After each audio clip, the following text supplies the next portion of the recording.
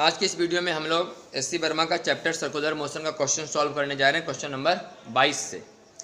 पिछले वीडियो में हम लोग 21 तक का सॉल्व कर चुके थे, अभी 22 से देखिए। देखा है, track consist of two circular parts. एक ट्रैक बना हुआ है, एक रास्ता बना हुआ है, ट्रैक जो दो सर्कुलर पार्ट से मिलकर बना हुआ है। पहला जो सर्कुलर पार्ट है, इस सर्कुलर पार्ट का नाम है A B C and C D E. C D E दो सर्कुलर पार्ट से मिलकर के एक ट्रैक बना हुआ है, A B C C D of equal radius 100 metre.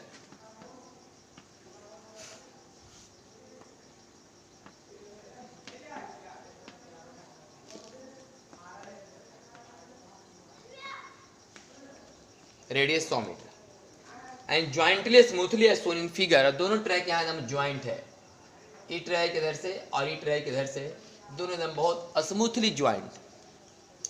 Each part subtends at right angle at the centre. E part अपने centre पर 90 डिग्री कोण बना रहा है और ये भी पार्ट अपने सेंटर पर 90 डिग्री कोण बना रहा है। क्वेश्चन में लिखा हुआ, A cycle weighing 100 kg together with the rider travels at a constant speed 18 km/h on the track। एक साइकिल वाला जिसका वजन 100 किलोग्राम है, 18 किलोमीटर पर घंटा मतलब 5 मीटर पर सेकेंड से चल रहा है। मान लीजिए साइकिल वाला है जो 18 किलोमीटर पर आवर, मतलब अगर m और v माने तो m बराबर 100 किलो और v बराबर 5 मीटर पर से चल रहा है। Find the normal contact force by the road on the cycle when it is at B and D. Normal contact force बताइए बी और डी पर। तो बी पर और डी पर। इस कहानी में ट्रैक ऐसे है तो बाहर लगेगा mv स्क्वायर बाई आर और नीचे होगा mg और नॉर्मल रिएक्शन है। इस सवाल में बाहर होगा mv स्क्वायर बाई आर भी और mg भी और नॉर्मल रिएक्शन n। तो b पर जो नॉर्मल रिएक्शन आएगा वो आएगा mg minus mv square by R. g का मान 10 मान के बनाना है, तो mg का मान कितना हुआ 1000। mv स्क्वायर बाई आर का मान mv स्क्वायर मैंने 2500 और बटे आर का मान 100 मैंने 25। तो इस केस में नॉर्मल रिएक्शन होगा 1000 माइनस 25 975। नॉर्मल रिएक्शन बी पर 975 न्यूटन, नॉर्मल रिएक्शन डी पर mv स्क्वायर बाई आर का मान 25 और mg का मान 1000 और 25 1025। पहला का आंसर आ गया 975 और 1025। B find the force of friction exerted by the track on the tires when the cycle is at B, C and D। Force of friction बताना है B पर, C पर और D पर। फोर्स ऑफ फ्रिक्शन बताना है B पर, C पर और D पर। तो जब ये B पर रुका हुआ है B पर रुका हुआ है, C पर रुका हुआ है और D पर रुका हुआ है। तो जब ये B पर, C पर और D पर है तो बताइए फ्रिक्शन क्या है। हम बताए थे कि कोई बड़ी रेस्ट में होता है इन्हें तो फ्रिक्शन का मतलब होता है कि आगे लगने वाला फोर्स और पीछे लगने वाला फोर्स बराबर है। अगर कोई बड़ी रेस्ट में है तो आगे वाला फोर्स और पीछे वाला फोर्स। अब बताइए बड़ी रेस्ट में है B पर तो आगे कोई फोर्स थोड़ा लगेगा, D पर रेस्ट में है आगे कोई फोर्स थोड़ा लगेगा, लेकिन C पर अगर रेस्ट में है तो फोर्स लगेगा। देखिए कैसे, यहाँ लगेगा mg, E कोण 45 डिग्री तो E भी 45 डिग्री, इधर mg cos 45 और इधर mg साइन 45। तो फ्रिक्शन बराबर mg साइन 45। इसका मतलब दूसरा सवाल में आंसर होगा 0 बी पर। डी पर फ्रिक्शन फोर्स का मान 0, क्योंकि बी पर आगे कोई फोर्स नहीं लगेगा, डी पर आगे कोई फोर्स नहीं लगेगा, लेकिन सी पर लगेगा। mg साइन 45, mg का मान 1000 और साइन 45 1/√2, 1000/√2 मतलब 500√2 और 500√2 का मतलब 500√2 14×5 लगभग 700 के आसपास, तो आ रहा है 707 के आसपास। तो बी पर 0, सी पर 707 और डी पर 0। mg साइन 45 का मान है, mg हो गया 1000 और साइन 45 1/√2 बने 500√2, 500√2 बने 500 गुने 1.414, 1.4 खाली लीजिएगा तो 700 आएगा, 414 लीजिएगा तो 707 आएगा। ये आ गया फ्रिक्शन का। सेम है, find the normal force between the road and the cycle just before and just after the cycle crosses C. यहाँ बताइए नॉर्मल फोर्स सी के जस्ट पहले और सी के जस्ट बाद। तो सी के जस्ट पहले ट्रैक ऐसे है तो नॉर्मल इधर गिनती होगा, सी के जस्ट बाद ट्रैक ऐसे है तो इस तरफ नॉर्मल इधर गिनती होगी। सी के जस्ट पहले ट्रैक ऐसे है तो नॉर्मल इधर, सरफेस इधर है, इधर ना, नहीं सॉरी, ट्रैक तो ऐसा ही है तो नॉर्मल तो हमेशा ऐसा ही लगेगा, रास्ता तो यही है तो नॉर्मल तो हमेशा सरफेस के परपेंडिकुलर ही लगता है, नॉर्मल इधर ही होगा, नॉर्मल इधर नहीं होगा। mv²/r इधर होगा, इधर लगेगा mv²/r सी के जस्ट पहले, और सी के जस्ट बाद इधर लगेगा mv²/r।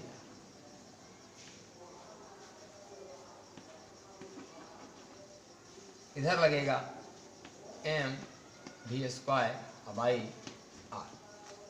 नॉर्मल इधर उधर नहीं, रास्ता तो यही है तो नॉर्मल तो हमेशा बाहर इधर ही लगेगा, सरफेस के परपेंडिकुलर, तो सरफेस तो ऐसा ही है तो परपेंडिकुलर, बड़ी रखा हुआ ऐसे तो नॉर्मल ऐसे, नॉर्मल हमेशा बाहर ही लगेंगे, इधर ही लगेंगे।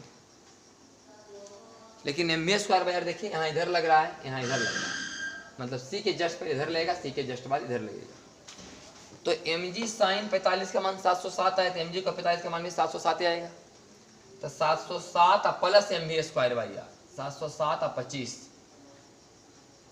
इधर का नॉर्मल रिएक्शन, और सी के पहले 707 अन्य 25, 707 माइनस 25, तो नॉर्मल रिएक्शन सी के पहले एक 707 माइनस 25 और सी के बाद 707 प्लस 25, इसी का आंसर होगा। तो 707 में 25 गया तो 682 आ रहा है, और 707 जोड़ 25 732, 732, ये हो गया सी का। अब डी में आइए, What should be the minimum friction coefficient between the road and the tire which will ensure that cyclist can move with constant speed? कह रहा है कि मिनिमम फ्रिक्शन कितना होना चाहिए ताकि इस पर 5 की स्पीड से साइकिल आराम से चल सके, कहीं दिक्कत नहीं हो। हम बताए थे कि अगर दिक्कत नहीं हो वाला सवाल है तो सबसे जहाँ डेंजर ज़्यादा है ना वहाँ सॉल्व कीजिए, अगर वहाँ सही सलामत चल गया तो हर जगह चल जाएगा। तो डेंजर क्या है, सी के पहले कि सी के बाद? बोले सी के पहले ज़्यादा डेंजर है, सी के बाद तो ट्रैक फिर ऐसा हो गया ये तो आसानी चलना, यहाँ दिक्कत है, सी के जस्ट पहले दिक्कत है। ऐसे अगर देखें कि पूरे रास्ता में कहाँ दिक्कत है, बोले सी पर, लेकिन सी पर दो नॉर्मल रिएक्शन है, सी के जस्ट पहले कुछ, सी के जस्ट बाद कुछ। अगर हमको निकालना है फ्रिक्शन कि मिनिमम फ्रिक्शन कोएफिशिएंट बताइए, तो मिनिमम फ्रिक्शन कोएफिशिएंट बराबर क्या होगा? कोएफिशिएंट ऑफ फ्रिक्शन बराबर फ्रिक्शन बटे नॉर्मल, कोएफिशिएंट ऑफ फ्रिक्शन बराबर फ्रिक्शन बटे नॉर्मल। लेकिन सी पॉइंट पर अगर बात करें, सबसे दिक्कत तो सी पॉइंट पर है, लेकिन सी पर भी दो बात है, सी के पहले और सी के बाद। तो अगर सी के पहले का सॉल्व करते हैं म्यू बराबर तो लिखना पड़ेगा आपको mg sin 45 707/682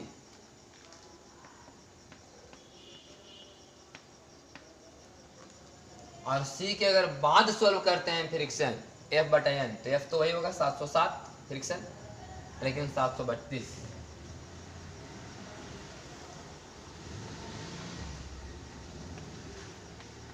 म्यू बराबर 707/732।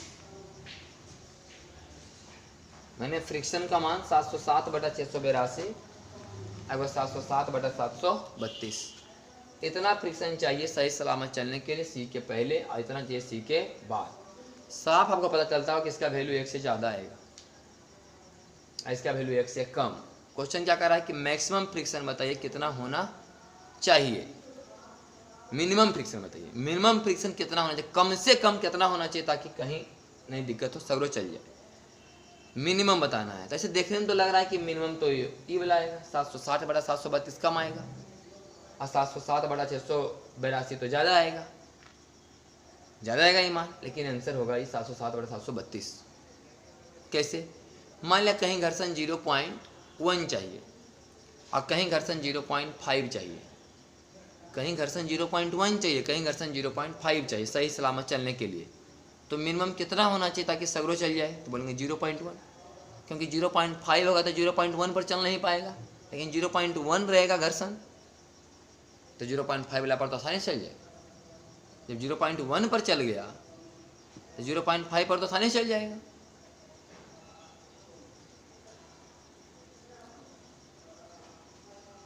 सॉरी, फिर से सोचिए इसको।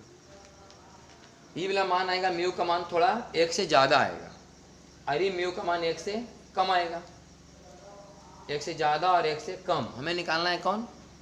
म्यू का मिनिमम मान, कि म्यू का मिनिमम मान कम से कम कितना होना चाहिए ताकि हर एक जगह ही सही सलामत चल सके। मिनिमम मान कितना होना चाहिए ताकि हर एक जगह सही सलामत चल सके।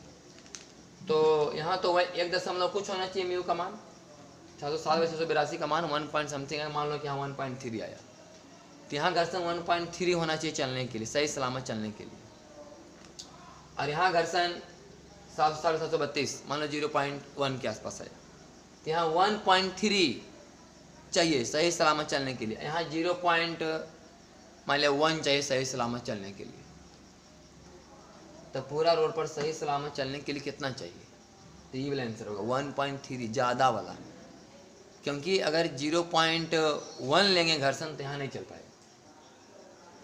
यहाँ 1.3 चाहिए। अगर हम 707/682 को 1.3 मान लें और 707/732 को 0.1 मान लें तो यहाँ चाहिए घर्षण 0.1 सही सलामत चलने के लिए और यहाँ चाहिए घर्षण 1.3 सही सलामत चलने के लिए। तो मिनिमम कितना चाहिए ताकि सगरो सही सलामत चल जाए? तो देखने में तो कम ही लग रहा है 0.1 वाला, 1.3 ज़्यादा लग रहा है और सवाल में लग रहा है कि मिनिमम पूछ रहा है, तो बोल दें 0.1, गलत। आंसर होगा 1.3 वाला, जो भी आएगा 1.3 या जो भी आएगा 707/682 का मान 1.3 नहीं आएगा, लेकिन 1 पॉइंट समथिंग कुछ आएगा, क्योंकि मान लिया घर्षण 1.3 चाहिए, यहाँ 0.1 चाहिए और 0.1 दीजिएगा हर एक जगह घर्षण, तो यहाँ चल पाएगा? है नहीं चल पाएगा। लेकिन सगरो दीजिएगा 1.3 तो सब जगह चल पाएगा, यहाँ भी चल पाएगा। यहाँ तो 0.1 में चलने को तैयार है, तो 1.3 में क्या, 1.3 में तो आराम से चलेगा। जैसे कि मान लिया समझिए कि आप मार्केट के सब्जी लाने के लिए, कोई सब्जी 50 रुपये किलो, कोई सब्जी 60 रुपये किलो, कोई सब्जी 80 रुपये किलो है, और आपसे पूछा जाए कि मिनिमम आपके पास कितना रुपया होना चाहिए ताकि कोई भी सब्जी 1 किलो खरीद सकते हैं, कोई भी सब्जी, तो आंसर होगा 80 रुपया। कोई सब्जी 40 रुपये किलो है, कोई सब्जी 50 रुपये, कोई 60 रुपये, कोई 70 रुपये, कोई 80 रुपये। मिनिमम आपके पास कितना रुपया होना चाहिए ताकि कोई भी सब्जी 1 किलो खरीद सकते हैं, जो मन करे सो खरीद लेंगे 1 किलो, तो आंसर होगा 80 रुपया, ज़्यादा वाला, क्योंकि 80 रहेगा तो फिर नीचे तो कुल खरीद सकते हैं। वही बात यहाँ फ्रिक्शन का मान 1.3, यहाँ 0.1 चाहिए, तो 1.3 रहेगा तो सरो चलिएगा, लेकिन 0.1 रहती है यहाँ चल नहीं पाएगा। इससे आंसर होगा 707/682। 1.3 तो नहीं, लेकिन 1.1 या कुछ जरूर आएगा। आंसर है 1.037, तो इसका मान आया होगा 1.037, 707/682 का 1.037 आया होगा। तो ऐसा ही समझ में आ गया होगा क्वेश्चन आपको। क्वेश्चन नंबर 22, कहीं कुछ कटा तो नहीं? चलिए ठीक, तो सब कुछ सही सलामत दिख रहा होगा आपको। क्वेश्चन नंबर 22 का ही नेक्स्ट आते हैं question number 23।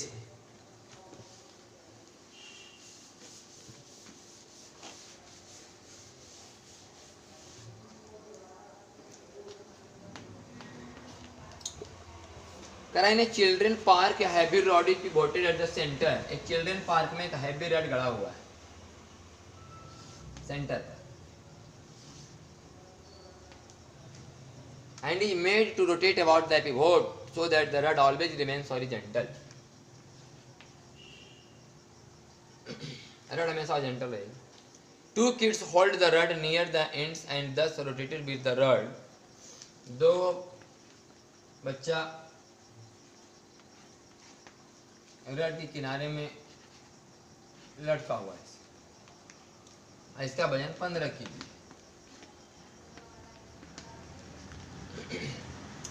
The distance between the points of the rod where the two kids hold be 3 मीटर। यहाँ से यहाँ का दूरी 3 मीटर है, मतलब त्रिज्या 1.5 मीटर है।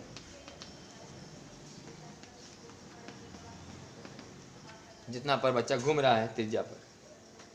And suppose the rod rotates at the rate 20 revolution per minute।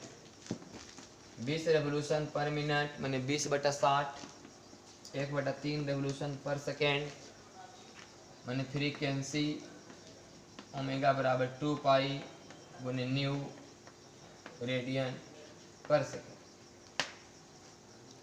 20 RPM, RPM को बदल दिया आरपीएस में, 60 से भागा देके 1/3 आरपीएस माने फ्रीक्वेंसी ओमेगा बराबर 2 पाई न्यू, तो 2 पाई गुने 1/3, 2 पाई बाई 3 रेडियन पर second. Find the force of friction exerted by the rod on one of the kid. Rod friction लगा रहा होगा, अगर रड में फ्रिक्शन नहीं है तो बच्चा तो फेंका जाएगा। इसका मतलब कि बच्चा के हाथ में रड के द्वारा घर्षण लग रहा है। कितना लग रहा है? जितना बाहर बल लग रहा होगा, M omega square R. M 15, बच्चा बाहर बल लगा रहा है, एम ओमेगा स्क्वायर आर। उसको कौन बैलेंस कर रहा है? Friction. M omega square R 1.5, 15 गुने 2 दूनी 4, पाई स्क्वायर का मान 10, 40 गुने 1.3 बाई 3, 3 × 5 = 15 और 1.5 जीरो खत्म तो 5 का 20 और 20 गुने 15, 20 गुने 15 300 न्यूटन।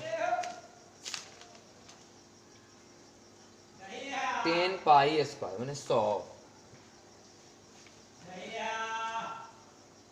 निकालना क्या था इसमें? Force of friction M omega square R. 15 kilo का बच्चा है, एम ओमेगा स्क्वायर मैंने 2 पाई बाई 3 का स्क्वायर। यहाँ पर गड़बड़ हो गया, 3 स्क्वायर तो 1 3 और होगा, 1 3 और देंगे तो आएगा 100 न्यूटन। यही आंसर है क्वेश्चन नंबर 23।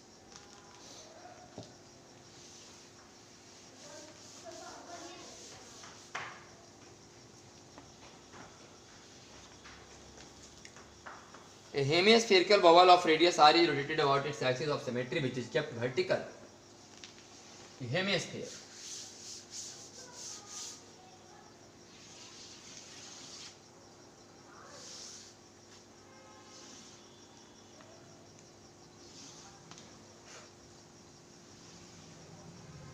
एक hemisphere bowl of radius R, इसका रेडियस आर है, ये भी आर,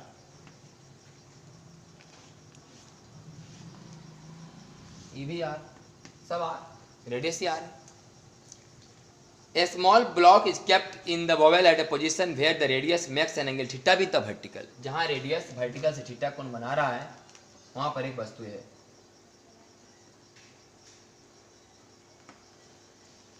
इसका मतलब अगर ये r है, आई कोण थीटा है, तो यहाँ से यहाँ होगा r cos थीटा और ये वाला होगा r sin थीटा।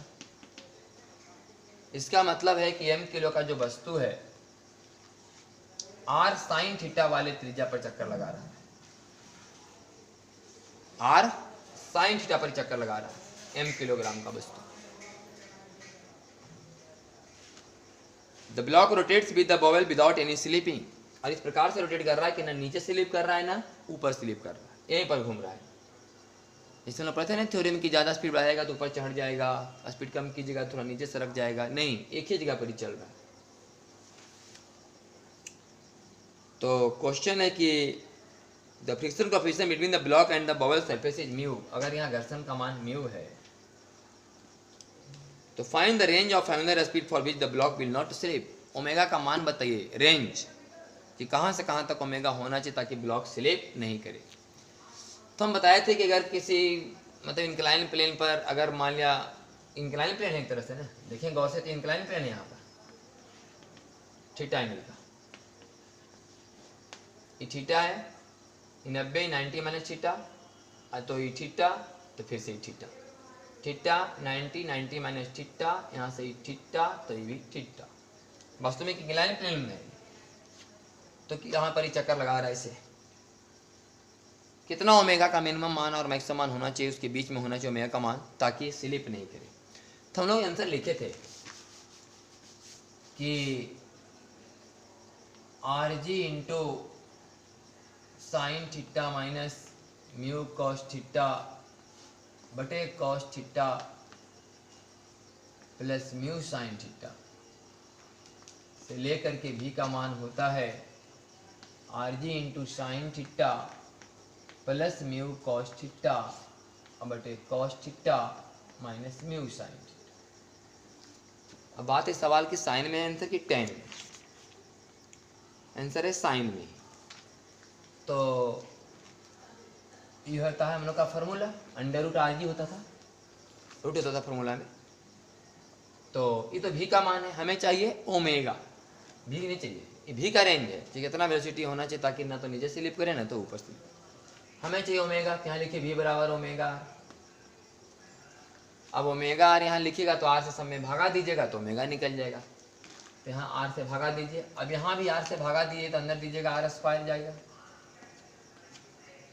यहाँ भी आर स्क्वायर जाएगा तो आर से आर कट जाएगा, तो आएगा जी बटे R sine theta minus mu cos theta बटे cos theta plus mu sine theta, और जी इंटू इधर sign theta plus mu cos theta बटे cos theta minus mu sine theta. अब सवाल में अंतर क्या देखिएगा, यार होता है रेडियस, यार क्या होता है रेडियस, लेकिन इस कहानी में ये जो ब्लॉक है कितना रेडियस पर घूम रहा है, आर साइन थीटा पर, इसलिए इस कहानी में आर आर नहीं होगा, आर साइन थीटा होगा। इस कहानी में आर आर नहीं होगा, आर साइन थीटा होगा। आर वो वाला रेडियस होता है जिस रेडियस पर, जितना रेडियस पर पार्टिकल सर्कुलर मोशन करता है। जब हम लोग पढ़े थे फॉर्मूला कि RG into sine theta minus mu cos theta से लेकर के RG इंटू साइन थीटा पर इतना तक होता है वेलोसिटी। इस कहानी में R रेडियस है, रेडियस ऑफ सर्कुलर पाथ। ये रेडियस के बारे में चर्चा नहीं हो रहा है, रेडियस ऑफ सर्कुलर पाथ होता है। जब हम लोग पढ़े थे स्लिप डाउन टेंडेंसी और स्लिप अप टेंडेंसी, तो वेलोसिटी का ही मान आया था, कितना वेलोसिटी होना चाहिए ताकि स्लिप नहीं करेगा, ना नीचे ना ऊपर। और ये केस में R radius of circular path होता है, रेडियस ऑफ सर्कुलर पाथ, तो आर आर साइन थीटा है, लेकिन बाद में मान पुट करेंगे। तो भी बराबर यहाँ होता है ओमेगा आर, हमको चाहिए ओमेगा, तो आर से यहाँ भागा देंगे, तो आर से यहाँ भागा देंगे तो आर स्क्वायर अंदर जाएगा, यहाँ भी आर स्क्वायर अंदर जाएगा, तो एक आर से एक आर तो कट जाएगा, तो आर से आर वो कटेगा तो नीचे बचेगा एक आर। लेकिन वास्तव में ही आर आर थोड़े है, ये तो आर आर साइन थीटा है, ये वाला आर तो आर आर साइन थीटा है। तो यही आंसर होगा कि J into sine theta minus mu cos theta बटे R sine theta into cos theta plus mu sine theta का रूट से लेकर के G into sine theta plus mu cos theta बटे R sine theta into cos theta minus mu sine theta का root. ये question number 24 का।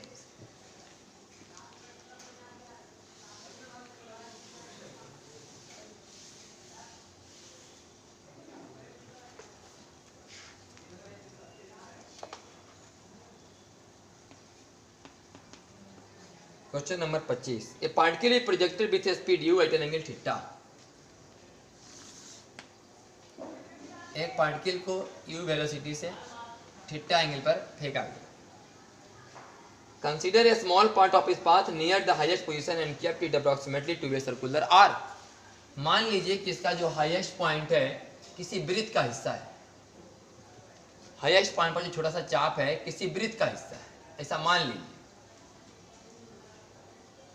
What is the radius of the circle, तो बताओ इस सर्किल का रेडियस क्या है, जिसे हम लोग बोलते हैं radius of curvature. Radius of curvature तो बताए थे कि रेडियस ऑफ कर्वेचर जब भी निकालना होने आर तो लिखिए v स्क्वायर अब बटा v के परपेंडिकुलर वाला एक्सीलरेशन। सिंपल चलिएगा, थ्योरी हम लोग पढ़े थे कि सेंट्रीपिटल एक्सीलरेशन बराबर v स्क्वायर बटे आर, तो आर बराबर v स्क्वायर बटा सेंट्रीपिटल एक्सीलरेशन। और सेंट्रीपिटल एक्सीलरेशन हमेशा सेंटर की ओर काम करते हैं, वेलोसिटी हमेशा टेंजेंट की ओर होता है, इसका मतलब वेलोसिटी और सेंट्रीपिटल एक्सीलरेशन हमेशा लंबवत होते हैं। तो वही बात पर हम लोग चल रहे हैं। तो यहाँ वेलोसिटी कितना होगा, पता है कि एक्स की तरह वेलोसिटी कभी चेंज नहीं होता, इसका दो कंपोनेंट है, एक u cos थीटा और एक u sin थीटा, तो इधर होगा u cos थीटा। और इसके परपेंडिकुलर एक्सीलरेशन कितना काम करेगा g, तो हो गया रेडियस ऑफ कर्वेचर बराबर u square cos square theta by g, v square बटा a बराबर r। ये था question number 25।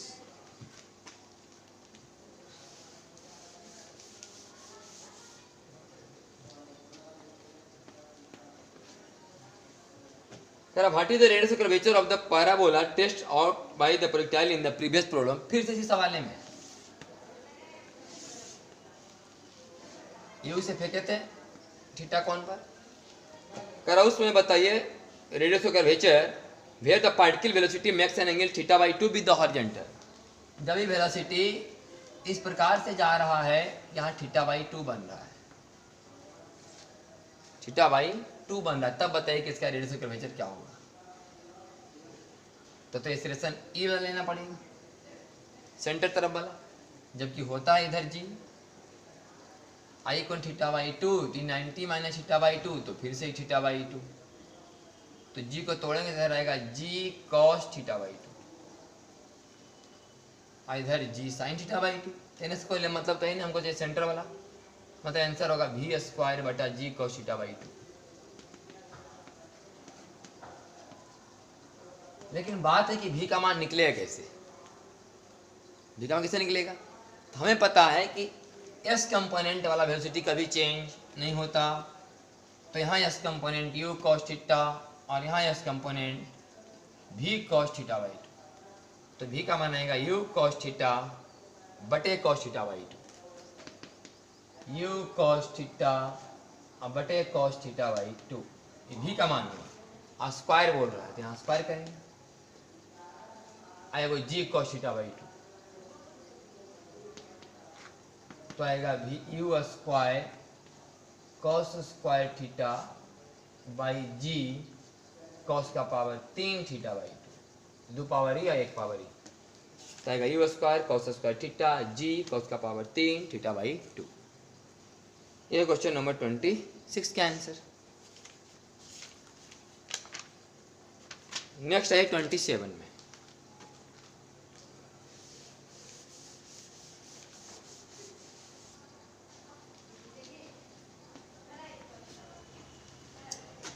a block of mass m moves on a horizontal circle against the wall of a cylindrical room of radius r. The floor of the room on which the block moves is smooth, but the friction coefficient between the ball and the block is mu. समझिए कि एक cylindrical room है, ऐसे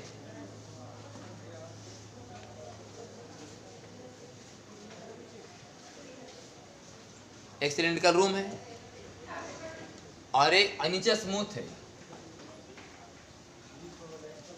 नीचे smooth है, और एक वस्तु को दीवार के सहारे खड़ा कर दिया गया। मान लो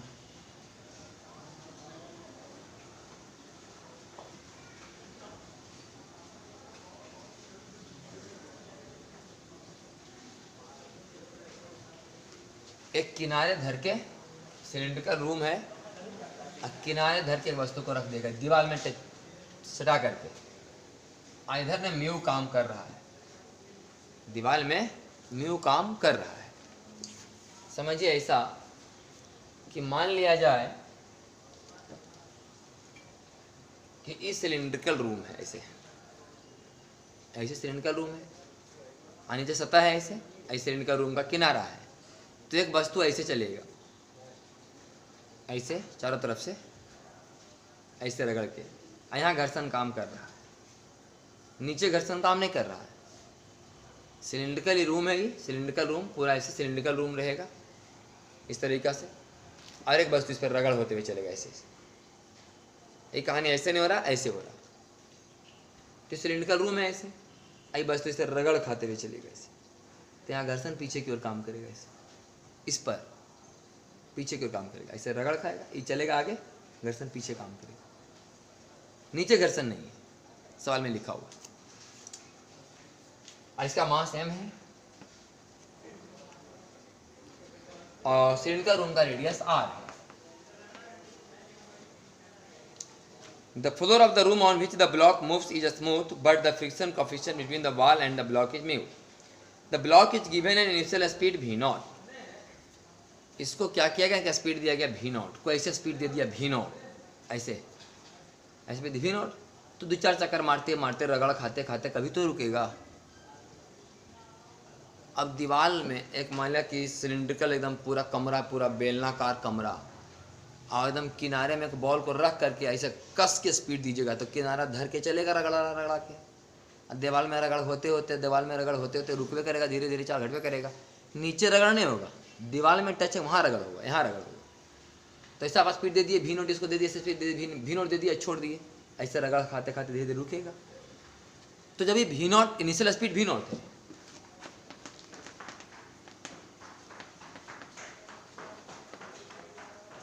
लेकिन स्पीड धीरे धीरे तो घटवे करेगा। सवाल कहता है कि as a function of the speed v, मैंने v के रूप में लिखे, v0 तो शुरुआत में चाल था, लेकिन धीरे धीरे वेलोसिटी तो घटता होगा, हमेशा v0 थोड़े रहेगा, दीवार से रगड़ होगा तो चाल तो घटवे करेगा। जब स्पीड उसका v है तो बताइए कि normal force by the ball on the block, ये आसान है।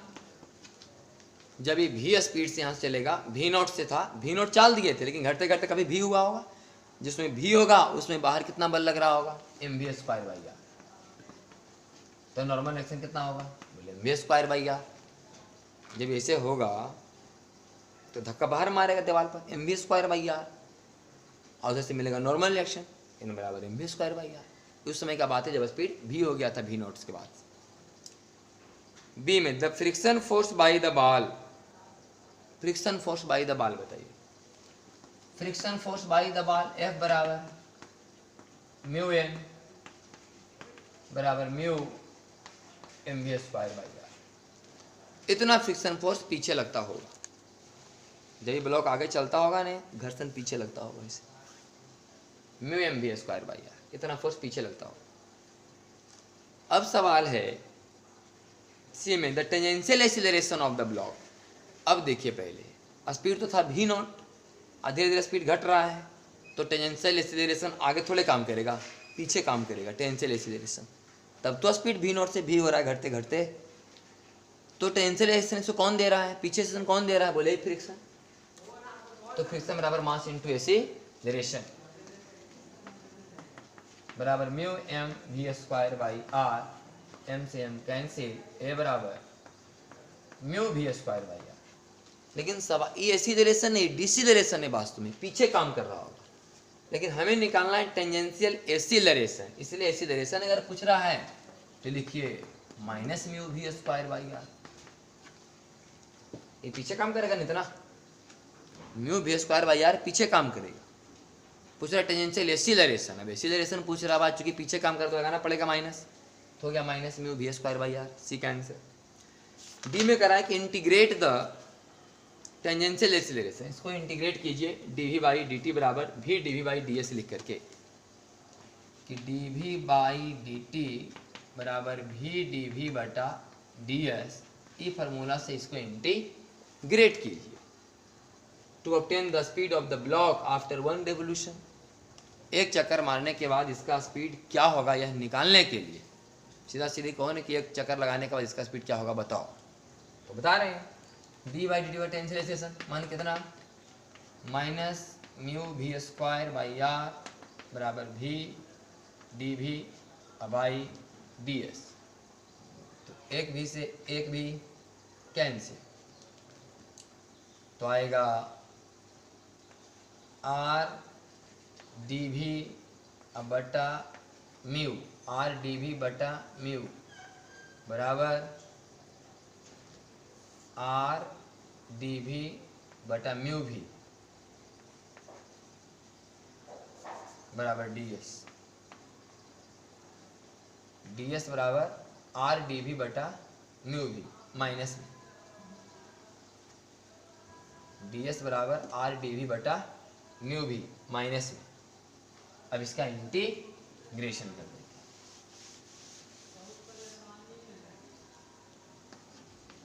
डी एस का इंटीग्रेशन बराबर माइनस आर बटा म्यू और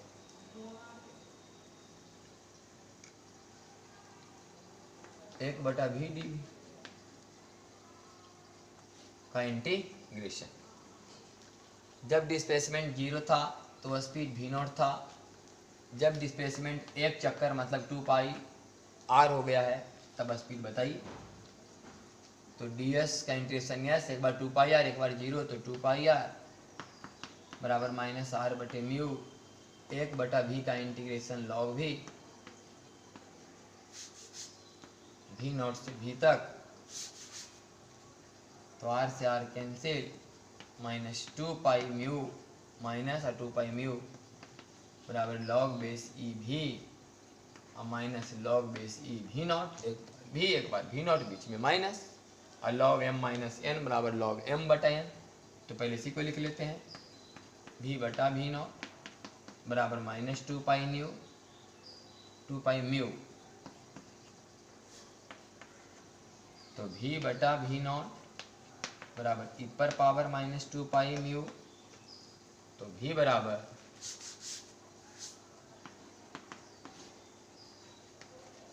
भी नॉट ई पर पावर माइनस 2 पाई, ये वेलोसिटी आ गई। भी बराबर भी नॉट ई पर पावर माइनस 2 पाई म्यू। ये क्वेश्चन नंबर आपका 27 का। नेक्स्ट वीडियो में हम लोग 3 सवाल कर लेंगे, 28, 29 और 30।